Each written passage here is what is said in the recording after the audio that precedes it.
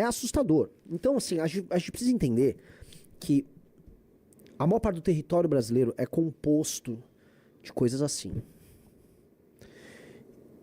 E que é muito grave a situação brasileira.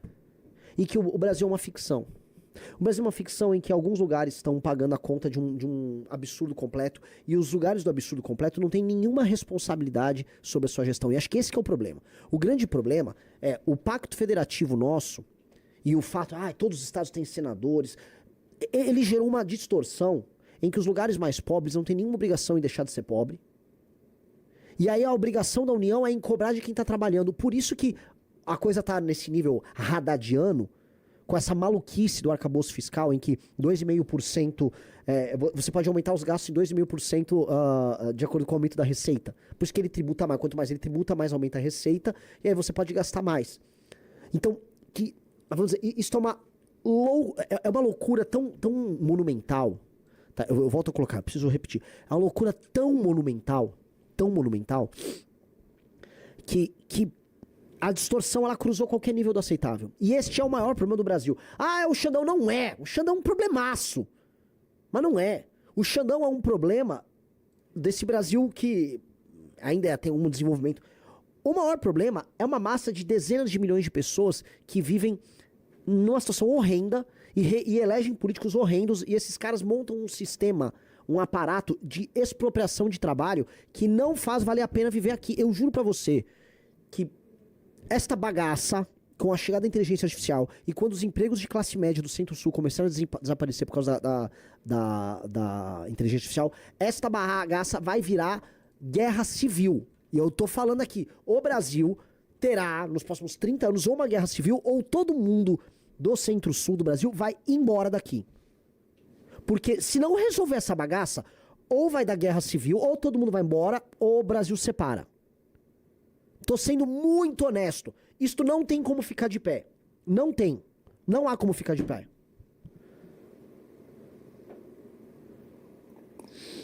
Pessoal, like na live e compartilha essa live com seus amigos. Tá? É isso. O Brasil... Você entende? Vamos ver, eu quero a tua opinião, Riso. Você não sente que assim... O seu ICM, o que eu quero dizer, o imposto de renda, a taxa da blusinha, os aumentos dos impostos, por exemplo, o fato de todo mundo agora que compra um botijão de gás vai ter que pagar um pouco a mais para poder sustentar o programa Vale Gás. Você tem que pagar mais a sua energia elétrica, todo mundo aqui, para sustentar o programa do governo federal de dar energia de graça para os outros. Sim. Vocês estão entendendo assim que não dá! Que não dá, isso é loucura! Que isso é um modelo de tirar de uma galinha dos ovos de ouro, que é uma massa trabalhadora, que nem é tão produtiva assim. Tá?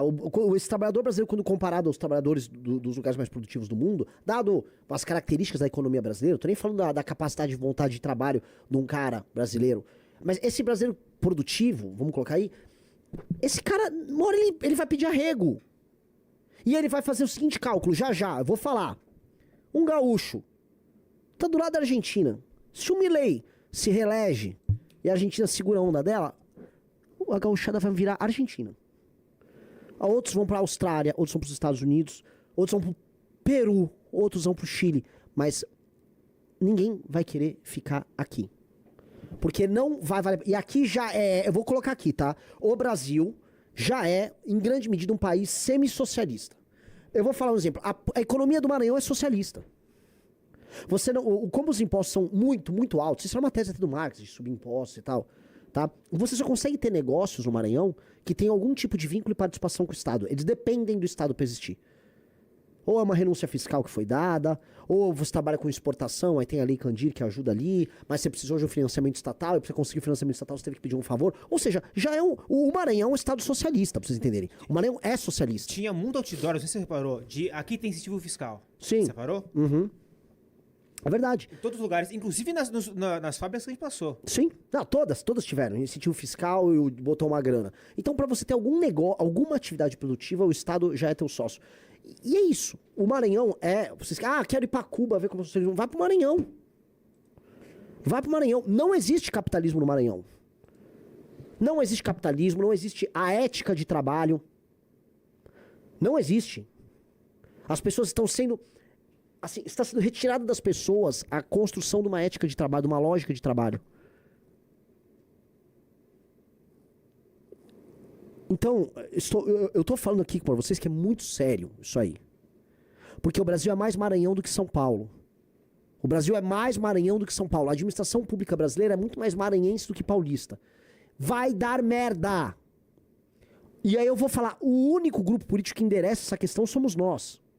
Que toca nessa ferida somos nós. Soube agora que, eu nem sei se é verdade, né? O Zema lá tá lá tentando o serviço do Flávio, ou não. Eu não sei o que tá essa discussão dos dois aí e tal.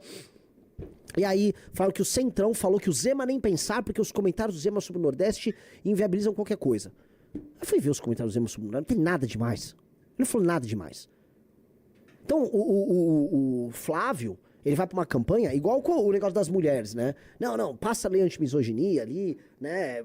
Faz um acordo com o Lula sobre Bessias, parece que ele teve reuniões pra tratar disso. Não pode falar do problema do Nordeste. Então pra que você vai eleger o Flávio? Por que eles querem eleger o Flávio? O Zema não falou nada demais. Eu falo 10 mil vezes mais grave do que o Zema. O que eu falo assim é muito mais pesado, porque precisa ser dito. Se ninguém vai falar, então a gente vai ficar fingindo. Vai ficar fingindo? Hoje, é mais provável que o resto do Brasil se maranhanize do que o Maranhão se paulistanizar. Vamos botar aí. Entenderam? E esse é o drama. Aí você vai falar, me dá um exemplo em termos políticos, né? Vamos pegar a representação no Tribunal de Contas da União, em diversos órgãos nomeados, de figuras oriundas dos estados pouco produtivos e o papel que esses caras exercem ali. Primeiro, eles são hiperrepresentados. Segundo, o papel que eles exercem é basicamente corrupção. Outro dia eu tava gravando um vídeo sobre um show de alguma MC... Não, show da Juliana do Bonde, em Roraima, numa cidade cujo prefeito era próximo do pai daquele Jonathan, ou Jocildo. Era isso? Do pai do Jocildo, né? Jocildo que tá no Tribunal de Contas da União. Jocildo que foi casado com uma mulher, é casado com uma mulher que foi funcionária fantasma na Câmara dos Deputados. Jocildo que estava trabalhando por causa do Master. Basicamente, assim, a gente, por conta desse sistema representativo, esses caras vão colocando o que há de pior em termos de material humano nas posições mais poderosas da República. E aí a República é tocada por esses. Cara, esses caras não têm condições de discutir e deliberar temas importantes para a nação. O Gilvano. Tem gente que trabalha no Maranhão, não cai na falácia. O próprio Renan tá falando da classe política de gente que depende do governo. Até porque tem gente do MBL. Vamos lá. Lógico que tem gente que trabalha no Maranhão. Agora tem muita gente que não trabalha. E quem manda lá no Maranhão faz parte do Maranhão improdutivo. O Maranhão improdutivo vence o Maranhão produtivo. Esse é o problema. Olha aí o Jocildo. Esse cara... É o Jonathan Jesus. Não, Jonathan Jesus, desculpa. Jonathan Jesus. Esse Jonathan Jesus, meus amigos, de Roraima, esse cara aí, ele é do Tribunal de Contas. Ele não deve ter nada do ofício dele. Ele casou com uma malandra, que era funcionária fantasma lá na Câmara. O pai dele é um político lixo lá de Roraima. E por alguma razão, explicada pelo modelo federativo brasileiro, esse cara tem uma nomeação no Tribunal de Contas da União. O Jocildo era presidente da Amapá Previdência, indicado pelo Alcolumbre, que botou milhões de reais no Master. É o Jocildo. Esse aqui é o Jonathan, né? Isso. E o Jocildo? Põe a foto do Jocildo também. Deixa eu pegar aqui o Jocildo. Jocildo Silva Lemos. Acho que ele foi preso esses dias. Pronto, já vou pegar esses dois juntos aqui. Já só pra... Aqui, ó. Nossa, tá 4K, mas deixa eu pegar melhor aqui. Esse é o Jocildo, presidente da Amapá Previdência, foi preso agora faz 2 meses que ele foi preso. Grande Jocildo. Indicação de Alcolumbre, e ele destinou, sei lá quantos milhões dos aposentados do Amapá no Banco Master, comprou o CDB do Banco Master.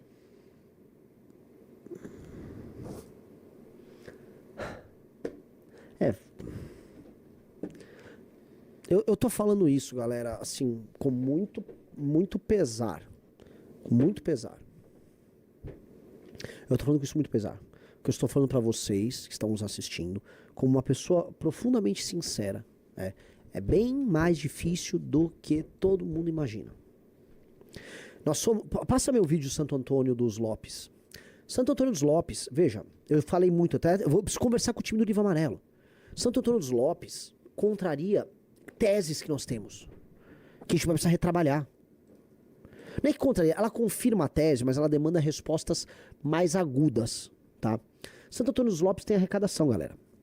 Santo Antônio dos Lopes é um município lá no meio do Maranhão que tem um complexo termoelétrico, um complexo de usinas termoelétricas que usam gás extraído ali no Maranhão e produz energia, portanto tem faturamento, tem algum emprego de qualidade. A cidade, entretanto, é uma merda. A cidade é mal administrada, a cidade é horrorosa, cara. Então aí você pergunta, pô, mas mesmo com a arrecadação não funciona? Pois é, porque mesmo a arrecadação não é imune ao político do Maranhão. Então, o que tem que ter é claramente assim, a formação de uma classe média e de uma classe política nova que substitui a classe local. O problema, como você forma essas pessoas? E segundo, como essas pessoas não compram a cultura política hegemônica local. A cultura política do Centrão, ela tem uma força, uma persistência muito maior que a da esquerda. E aí eu vou falar uma coisa que o Rizzo vai concordar. A gente viu esquerdista no Maranhão? Não, teve nada. A gente viu Centrão no Maranhão. Sim. A gente viu direito no Maranhão? Também não. Pra falar a verdade, viu um bolsominion aqui e ali. Mas assim, a gente viu Centrão. Sim. O Maranhão é um lugar controlado pelo Centrão. Eles votam no Lula, mas o Maranhão é administrado pelo Centrão, tá? Ah, até a esquerda... Tem um negócio, você vai pra São Luís, vai ter umas esquerdadas, você tem um tempero à esquerda, mas essencialmente, assim, 90% da administração pública é Centrão. É Centrão. Esqueça os negócios de direita e esquerda, até porque as pessoas nem trabalham com esse raciocínio. O Braide estão falando que a vice dele é bolsonarista e ele tem apoio do Lula. É isso, não tem sentido a política ali nenhum. A prefeita de Santo Antônio dos Lopes é do PL, mas o PL é Lula no Maranhão. PL é Lula, tá? Vamos lá, assistam um vídeo pra vocês entenderem o drama. Meus amigos, essa aqui é uma das ruas centrais na importante cidade de Santo Antônio dos Lopes, a cidade mais rica do Maranhão. Como é que é? Cidade mais rica do Maranhão? Pois é, a renda per capita aqui... Eu errei aí, a PIB per capita, tá? Mas... dane-se, dá pra entender. 360 mil reais por ano. Ou seja, dividido em 12 meses, daria uma média salarial para todo mundo aqui na casa dos 30 mil reais. Entretanto, aparentemente tem algo de errado, dado que a cidade é muito pobre e esse dinheiro não é redistribuído. Ou seja, tem algo de errado na administração pública e na economia daqui. A real é que a única pessoa a receber mais de 30 mil reais por mês é essa aqui, ó. É a Cibele, a prefeita do PL da cidade, que recebe um salário maior até do que o prefeito de São Luís do Maranhão. O IDH daqui é de 0,56, 0,57, ou seja, muito baixo. Nível África subsaariana, ou seja, a vida aqui é muito ruim, muito difícil. Pausa aqui, uma pausa. O Isaac Bruno falou, Maranhão culturalmente é superior a São Paulo. Veja, às vezes eu ouço essas coisas. Não, mas o Maranhão é válido porque a gente tem uma cultura... Eu não vi essa cultura, cara. Eu vi pobreza. Você ficar justificando pobreza brutal, corrupção brutal, falando, não, porque a gente tem uma cultura aqui, você tá tirando onda com a minha cara. A gente tem que parar com essa bosta de ficar justificando assim, não, eu tenho um Bumba Meu Boi aqui, que faz... Não justifica pobreza extrema. Para de justificar esses argumentos. E também não produz a unha do pé de cultura que o estado mais importante do Brasil produz. São Paulo é a paulistânia. São Paulo construiu metade desse país. Não para com essas comparações ridículas, porque vai me obrigar a ter que falar coisas que você não quer ouvir. E que a gente tem que ser bonzinho para não machucar os sentimentos. Vai. Pelo amor de Deus. Nem cultura antiga, nem cultura contemporânea. Sabe? Pô, não dá, você tá fazendo uma comparação estúpida. Para de ser babaca. Sério, isso é babaca. Você tá justificando um regime semi-escravocrata que existe no Maranhão. Não, mas vai ter um Bumba Meu Boi. Para com essa merda. Dá o play. Entretanto, a arrecadação aqui é muito, muito alta. A sacada é que Santo Antônio dos Lopes tem a maior usina de gás onshore do Brasil. E às vezes a gente percebe que certas riquezas viram maldição e não benefício. E a minha suspeita é que o dinheiro de uma cidade que obtém renda que não vem do governo consegue, aqui no Maranhão, se tornar um grande problema. E eu vou mostrar o porquê. Que estavam aparecendo um pulo. Pausa! Outro. Você está errado. O problema do Maranhão é a falta de investimento. Eu vou arrancar a camisa, eu vou explodir aqui. Pega lá o negócio do Pacto Federativo urgente. Vai. Não dá, cara. Eu vou dar um tiro na minha própria cabeça. Eu não aguento, cara. Eu não aguento. As pessoas... É aquele do Poder 360, não é? Hã? Esse aqui, né? Esse aí. Vamos lá. Quem tá em segundo? Ah, não, quem tem primeiro. Eu achava que o Pará tava em primeiro. Deixa eu pegar essa bosta, vai.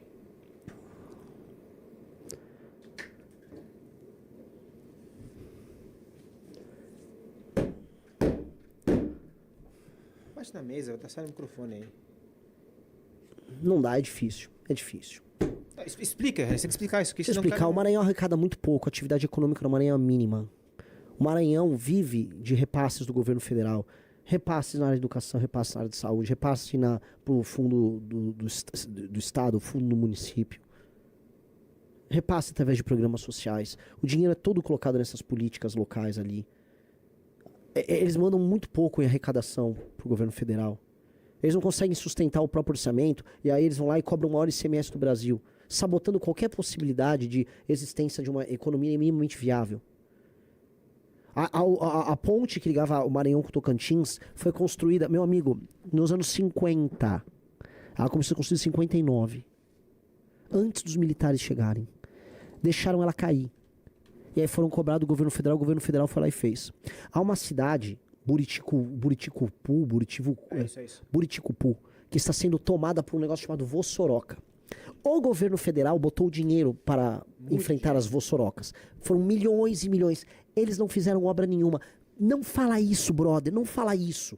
Não fala isso porque dá raiva, dá ódio. Dá ódio. Não fala isso, meu irmão. Por quê? Que tava aparecendo num pulo. Deixa pra cá, eu faço. É que nós estamos aqui diante do Complexo Termoelétrico Parnaíba, que é um complexo gigantesco que fornece energia através do gás, portanto uma energia termoelétrica, e que gera no fim do dia uma arrecadação bilionária para o município. A prefeita e a classe política local, entretanto, ao invés de transformar isso em infraestrutura para a cidade, mantém ele nesse estado de pobreza e se beneficia com as maiores bizarrices possíveis. São coisas como livros que não precisavam ser comprados porque o governo federal fornece, que se transformam em compras estranhas na casa dos 700 mil reais, compras desnecessárias para o município. Significa também contratos muito suspeitos feitos com um bandido que foi preso 6 vezes e que agora cuida da assessoria tributária da prefeitura. E essa empresa, inclusive, é feita por parentes desse sujeito. O recado é claro. Do que adianta trazer o desenvolvimento econômico se a classe política não serve pra porcaria nenhuma para além de roubar? O dinheiro existe, o faturamento existe, até o emprego existe, mas as pessoas continuam pobres, a cidade continua uma porcaria e os políticos continuam milionários. Quer acabar com essa mamata? Segue nosso plano. Nós temos metas e indicadores que, caso não sejam cumpridos por prefeitos ou por prefeitas, vão torná-los inelegíveis por 8 anos. E se a cidade não melhorar, ainda botamos um interventor lá. Meu nome é Renan Santos e eu sou pré-candidato à presidência da República. Vamos lá, vamos continuar. Um cara falou mais uma besteira, né?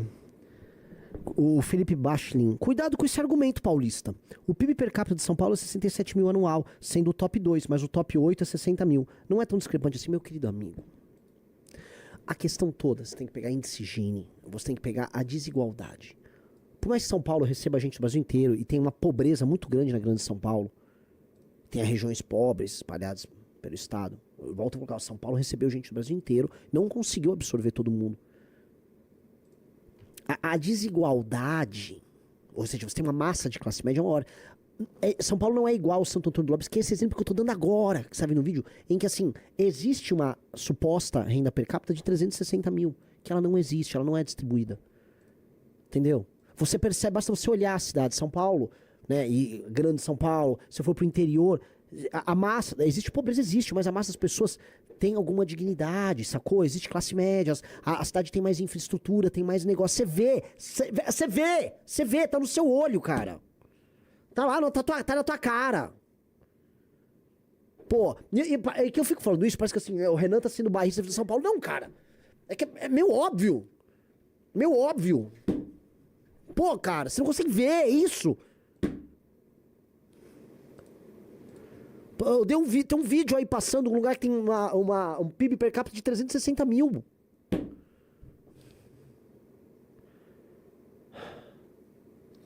Isso é Coringá, né? É difícil não coringar do Maranhão. Não, a coisa que mais te faz coringar realmente são as pessoas que querem negar o óbvio. Vocês querem aceitar assim, vamos falar o seguinte, ó. É igualzinho São Paulo e Maranhão. É igualzinho, tá bom? Tá feliz? É igual, a mesma coisa. Pronto, tá feliz. É igual. É igual.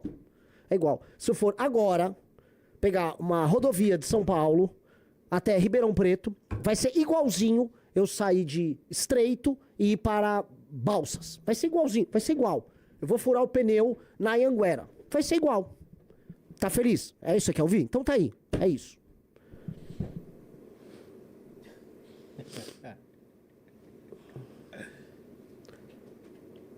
É difícil, cara. Difícil.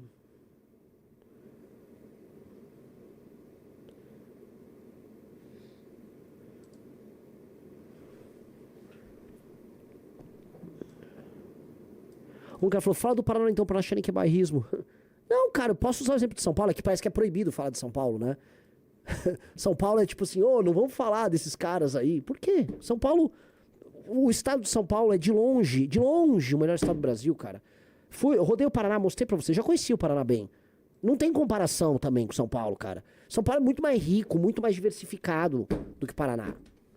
Com isso vem um preço, cara. A gente absorve a pobreza de outros lugares, tem que lidar com problemas sociais de toda sorte, natural. Agora, pô, não pode dar mérito? Só paga a conta, não pode ficar com mérito? Pô, tem que falar. O que a gente viu em São José dos Campos, que a gente viu em Piracicaba, eu mostrei pra vocês. Pô, é excepcional. Que eu quero que o Brasil seja assim. Eu quero ver isso em todos os lugares do Brasil. Eu quero ver a malha rodoviária de São Paulo, que foi feita com dinheiro estadual, não federal. A malha rodoviária de São Paulo é estadual. Eu quero ver isso em todos os lugares. Eu quero que o Maranhão seja capaz de fazer estradas igual São Paulo foi capaz. Pô, vocês não querem também? Vocês não tem que ficar isso. Porque todo mundo fica dodói. Ai, não pode falar disso. Deve falar. Deve. Deve falar.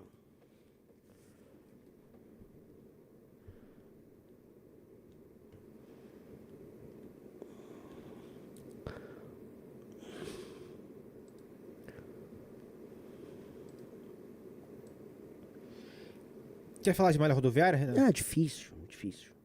Vamos lá, vamos falar de malha rodoviária. 8º pneu furado. Tadinho. O Pedrinho e o nosso time, lembrem-se, eu peguei um avião, retornei pra São Paulo ontem. O nosso time saiu e tá voltando pra Recife? O Pedrinho fica em Fortaleza, tem mais 2 ficam em Natal e o Murique... Eles vão fazer um tour pelo Nordeste, né? Olha o que aconteceu saindo do Maranhão. Furou mais um pneu. Bota 8 pra conta, palmas. Vai. E aí, vocês acham que a saga acabou? Novamente, a gente com o carro parado aqui no meio do nada do Maranhão. Mais um pneu foi pra conta. Isso aí. Obrigado, governo do Maranhão. A equipe toda voltando aqui pra casa, pegando pra ir pra Fortaleza, pegando pra ir pra Recife. Mais um pneu pra conta. Isso aí. Obrigadão, viu, governo? Ô, pneu maldito, velho. Puta que pariu, não sai com porra nenhuma. Esse que pobre desse pneu aqui é uma remendada pra você viver, não presta mais pra nada. E cadê que o step sai? 10 dias no Maranhão e o diabo desse step nunca saiu. E não é, eu acho que não vai sair não. Tamo fudido. Aí, ó. Sai a porra que sai. Eles tiraram o step. Eles tiraram o step. A gente sabe o drama que foi tirar esse step, tá? Ai, nossos guerreiros, eu amo eles. Pedrinho tá no shape, hein? Pedrinho tava lá, tipo, furei meu pneu, gostaram? É, né?